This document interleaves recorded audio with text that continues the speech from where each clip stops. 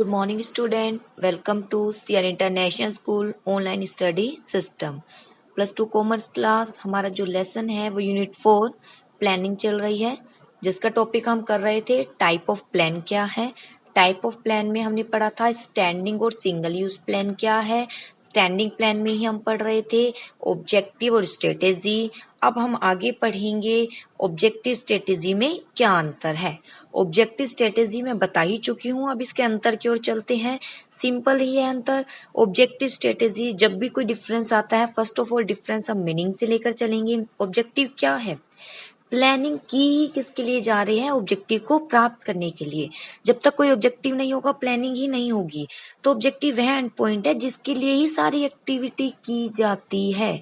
इसी ऑब्जेक्टिव को प्राप्त करने के लिए सारी एक्टिविटी डिटरमाइन की जाती है, वही ऑब्जेक्टिव होते हैं। सारी एक्टिविटी ही इन्हीं ऑब्जेक्टिव के लिए बनाई जा रही है। स्ट्रेटेजी क्या है?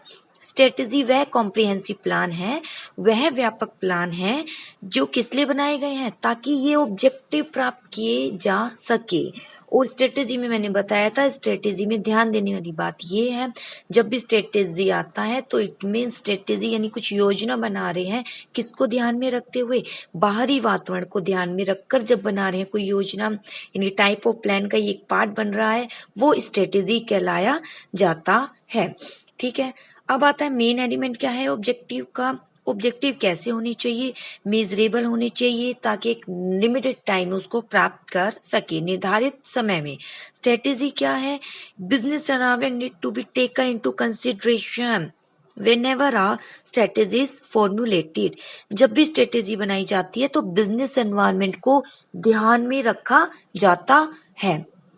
इसके बाद आता है बेटा पर्पस, मिशन, ऑब्जेक्टिव और स्ट्रेटेजी क्या है।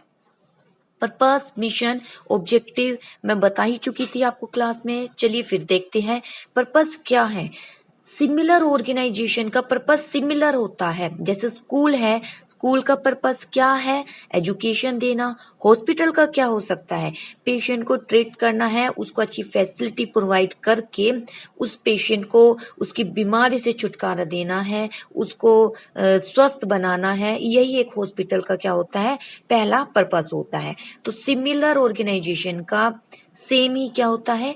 पर्पस होता है। स्कूल का पर्पस एजुकेशन देना है, हॉस्पिटल का पर्पस लोगों को क्या करना है? ट्रीटमेंट देना है। अच्छा, अब आता है मिशन। मिशन क्या है? पर्पस जो था सेम ऑर्गेनाइजेशन का सेम ही रहता है। अब दो ऑर्गेनाइजेशन है, स्कूल है, वो एजुकेशन तो दे रही है, लेकिन दोनों स्कूल में अंतर कैसे हम पता करेंगे? वो उसके मिशन से पता करेंगे। जैसे ये दो स्कूल है, पर्पस तो सेम है, एजुकेशन देना है। मिशन उन स्कूलों को एक दूसरे से अलग करेगा। जैसे कि एक स्कूल का मिशन हो सकता है केवल एजुकेशन तो देना है, +1 2 में केवल कॉमर्स के स्टूडेंट को ही, ना ही कोई आर्ट होगा, हो सकता है साइंस भी नहीं हो, वो कहलाया जाएगा उसका एक मिशन, जो कि एक स्कूल को दूसरे को स्कूल से क्या कर देगा? अलग कर देगा, उनमें डिफरेंस उत्पन्न कर देगा, उसकी क्वालिटी को शो करेगा। अब आता है ऑब्जेक्टिव क्या है? ऑब्जेक्टिव है स्पेशल टारगेट है जो कि ऑर्गेनाइजेशन द्वारा अचीव किए जाते हैं। जैसे स्कूल का क्या ऑब्जेक्टिव हो सकता है? कॉमर्स के स्टूडेंट को पढ़ाना है, कॉमर्स सब्जेक्ट शुरू करना है, लेकिन उसमें 100 स्टूडेंट को क्या देना है? एजुकेशन, यानी डिजिट को हम शो कर रहे हैं, वो एक ऑब्जेक्टिव हो सकता है, इसे कहते हैं ऑब्जेक्टिव। स्ट्रेटेजी में आपको बता ही चुकी थी। तो ये थे बेटा ऑब्जेक्टिव। स्ट्रेटेजी क्या है? पर्पस, मिशन और स्ट्रेटेजी को ध्यान में रखते, जब स्ट्रेटेजी बनाते हैं तो हमें किन किन बातों का ध्यान में रखना चाहिए? स्ट्रेटेजी बनाते समय हमें बिजनेस एनवायरनमेंट को ध्यान में रखना चाहिए। चलिए अब आगे टॉपिक की ओर चलते हैं। टाइप ऑफ प्लान में हम थर्ड टाइप पढ़ेंगे। फर्स्ट है पॉलिसी। पॉलिसी क्या है? यानी नीति। Policy are those general statement which are decided for the guidance of the employ while taking decision. Policy वह जनरल स्टेटमेंट है जो क्या करती है? एम्प्लॉय जब डिसीजन लेता है तो उसको गाइडेंस प्रदान करती है, उसको दिशा निर्देश देती है, वही पॉलिसी कहलाई जाती है। देयर पर्पस, पॉलिसी का पर्पस क्या है? इसका पर्पस ये है, पॉलिसी निर्धारित करने से ये पता चल जाता है कि डिसीजन लेते समय हमें किन बातों को ध्यान में रखना है और पर्टिकुलर वर्क को किस प्रकार पूरा करना है। ऑब्जेक्टिव डिसाइड करते हैं, what is to be achieve, क्या प्राप्त करना है। पॉलिसी डिसाइड करती है how it can be achieve, इसे किस तरीके से प्राप्त करना है। एक बार जब पॉलिसी डिटरमाइन कर दी जाती है तो किसी भी व्यक्ति को ये नहीं उसके ऊपर प्रेशर बना रहता है कि दूसरे व्यक्ति से पूछ कर और फिर वो कोई निर्णय ले। पॉलिसी जब डिटरमाइन कर ली जाएगी तो पूछने की जरूरत नहीं होती, एक व्यक्ति स्वतंत्र रूप से निर्णय ले सकता है। जैसे सेल्समैन है, सेल्समैन को बोल दिया जाता है केवल कैश सेल्स ही करनी है, अब उसे बार बार नहीं पूछना है कि सेल्स कैसी करूं, कोई क्रेडिट लेने आ रहा है तो क्या मैं क्रेडिट दे सकता हूं या नहीं, पूछने की जरूरत नहीं, पॉलिसी है तो अब उसी को वो फॉलो करेगा। पॉलिसी के बारे में वैसे मैं क्लास में भी आपको बता चुकी थी। अब आता है पॉलिसी कौन कौन सी हो सकती है, जैसे पर्सनल पॉलिसी। इस पॉलिसी के अंतर्गत क्या होता है, पर्सनल यानी व्यक्ति, डिसाइड किया जा सकता है एम्प्लॉय से रिलेटेड डिसीजन। क्या डिसाइड किया जाएगा कि एम्प्लॉय है, एक पर्टिकुलर एज का एम्प्लॉय है, उसको ऑटोमेटिक क्या कर दिया जाएगा, प्रमोशन कर दिया जाएगा। वो एज क्या होगी वो डिपेंड करेगा ऑर्गेनाइजेशन पर। वंस दिस इज डिसाइडेड, एक बार जब ये पॉलिसी डिटरमाइन कर दी जाएगी तो कोई भी डिपार्टमेंटल मैनेजर को जरूरत नहीं होगी कि वो अपने टॉप मैनेजर, जनरल मैनेजर से परमिशन ले कि क्या मैं इस एम्प्लॉय का प्रमोशन कर सकता हूं या नहीं, क्योंकि उस व्यक्ति का ऑटोमेटिक क्या कर दिया जाएगा, प्रमोशन। क्यों? क्योंकि पॉलिसी में ऐसा निर्धारित था। तो ये होती है पॉलिसी। और पॉलिसी हो सकती है जैसे सेल्स पॉलिसी। सेल्स पॉलिसी क्या हो सकती है कि वस्तु सेल्स करनी है, केवल कैश सेल्स करनी है। अगर क्रेडिट देनी है तो नेम इंडिकेट कर दिए जाएंगे, केवल इन्हीं कस्टमर को ही क्रेडिट दी जाए, तो ये पॉलिसी हो सकती है। थर्ड पॉलिसी हो सकती है price determining policy. Price determined यानी प्राइस डिटरमाइन कर रहे हैं। इस पॉलिसी के अंतर्गत डिसाइड किया जाता है, क्या डिसाइड किया जाएगा, प्राइस, कि जब प्राइस डिटरमाइन कर रहे हैं तो प्राइस से पहले वस्तु बनती है, उसकी कॉस्ट डिटरमाइंड होती है, कितनी कॉस्ट आई है, फिर उसमें प्रॉफिट ऐड करते हैं।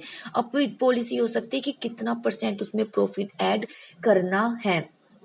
उसके बाद जो है एक डिसाइड होगा सेल्स प्राइस, तो ये भी प्राइस डिटरमाइंड पॉलिसी हो सकती है। और इसमें और क्या पॉलिसी हो सकती है, प्राइस डिटरमाइंड में और क्या पॉलिसी आ सकती है, जैसे कि ट्रेड डिस्काउंट क्या होगा और कैश डिस्काउंट क्या होगा, किस कंडीशन के अंतर्गत मिलेगा। ट्रेड डिस्काउंट, कैश डिस्काउंट ज्यादा अंतर नहीं है, थोड़ा अंतर है। ट्रेड डिस्काउंट दोनों मिलते ही डिस्काउंट कब है, जो हम व्यापार करते हैं, वस्तु को लेते हैं।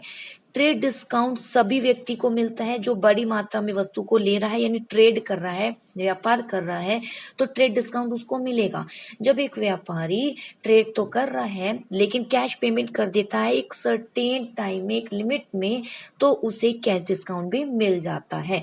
ध्यान दीजिए, ट्रेड डिस्काउंट हर ट्रेडर को मिलेगा, लेकिन कैश डिस्काउंट उसी ट्रेडर को मिलेगा जो कि कैश पेमेंट करेगा विद इन लिमिट, एक निश्चित लिमिट के अंतर्गत, एक निश्चित सीमा के अंतर्गत तुरंत पेमेंट करेगा तो उसे कैश डिस्काउंट मिलेगा, अदरवाइज उसे ट्रेड डिस्काउंट ही मिलेगा। पहले ट्रेड डिस्काउंट मिलता है, उसके बाद कैश डिस्काउंट मिलता है, तो ये कहलाई जाती है प्राइस डिटरमाइनिंग पॉलिसी। अब आता है प्रोसीजर क्या है, मीन्स कार्यविधि क्या है। प्रोसीजर आर दोस प्लान, यह वो प्लान होते हैं जो डिटरमाइन करते हैं सीक्वेंस, यानी एक क्रम निश्चित कर देते हैं कार्य को करने का। आप कोई भी फॉर्म भी भरते हैं तो आप कहते हैं कि क्या प्रोसेस है इसको फिल करने की, तो वो सब प्रोसीजर ही कराई जाती है, क्या क्या हमें सीक्वेंस फॉलो करना है। फॉर एग्जाम्पल जैसे कि recovery of money from the debtor.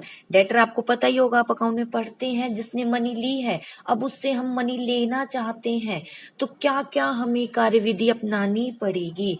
जैसे कि जब भी व्यक्ति से हम मनी लेंगे तो ये नहीं कि कोई भी मेथड हम अपनाएंगे, नहीं, सबसे पहले एक सीक्वेंस में ही उससे मनी कलेक्ट की जाएगी। सबसे पहले लेटर राइट किया जाएगा, लिखा जाएगा, फिर कॉन्टैक्टिंग ऑन टेलीफोन, टेलीफोन पे बातचीत की जाएगी, उसके बाद पर्सनली रूप से मिला जाएगा, फिर क्या लिया जाएगा, टेकिंग लीगल एक्शन। जैसे कि आपका फी कलेक्शन होता है, फीस नहीं देते तो ऐसा नहीं है कि इस मंथ की फीस नहीं है तो डायरेक्टली आपको क्लास से बाहर निकाल दिया जाता है।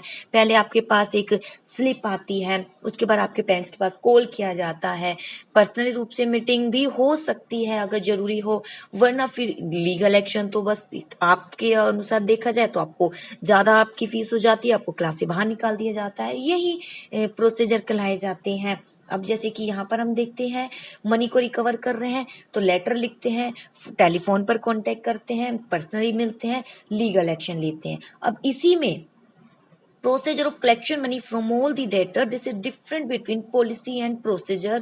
There can be two policy of organization regarding the recovery of money from the debtor. जब हम इस कार्यविधि को अपनाते हैं कि कैसे मनी ली जाए डेटर से, तो हम वहां पर दो जो है सीक्वेंस को फॉलो करते हैं. दो पॉलिसी हो सकती है, दो पॉलिसी को फॉलो करते हैं. First of all tight collection policy, second है lenient collection policy.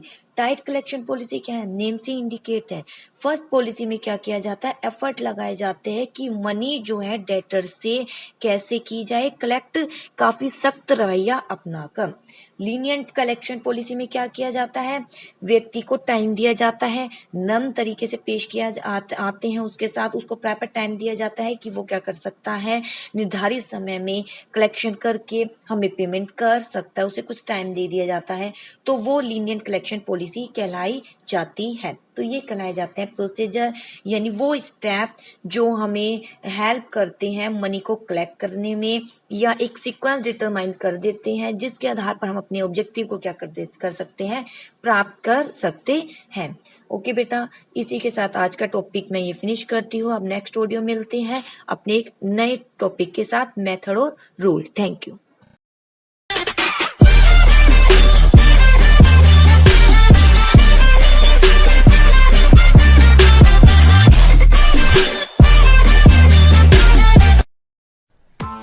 Press the bell icon on the YouTube app and never miss another update.